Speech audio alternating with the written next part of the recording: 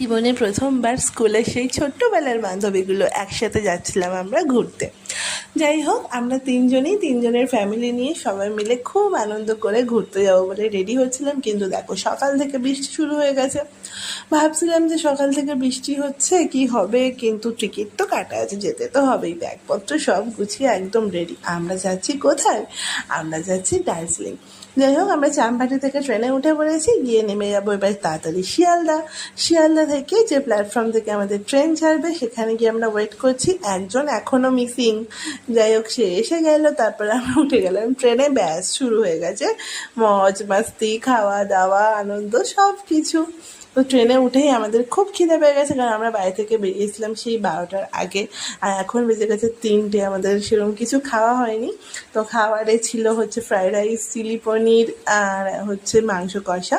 তো যাই হোক, দুপুরবেলা আমরা পেট পুজোটা করে নিলাম, নিয়ে একটু রেস্ট নিচ্ছিলাম। দেখো ফের বৃষ্টি, সারাক্ষণ বৃষ্টি হয়ে যাচ্ছে। যাই হোক, বাইরের ওয়েদারটা খুব সুন্দর।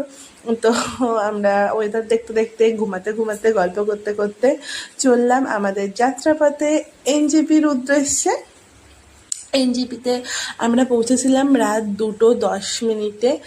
ওখানে আমরা অনেকক্ষণ ওয়েট করেছিলাম। আর দেখো, দুপুরবেলার খাওয়া দাওয়া সেরে তো আমরা রেস্ট নিয়েছিলাম। বিকেলবেলা ফের হচ্ছে খাবারের পুটলি খুলে বসে পড়েছি। এখানে ছিল কর্ন চাট, নানান রকমের চিপস, কুরকুরে, তারপরে ছিল রাতের ডিনারে রুটি তরকারি। ওগুলো আর ভিডিও করা হয়নি, প্রচণ্ড টায়ার্ড হয়ে যাচ্ছিলাম অত ঘন্টার জার্নি।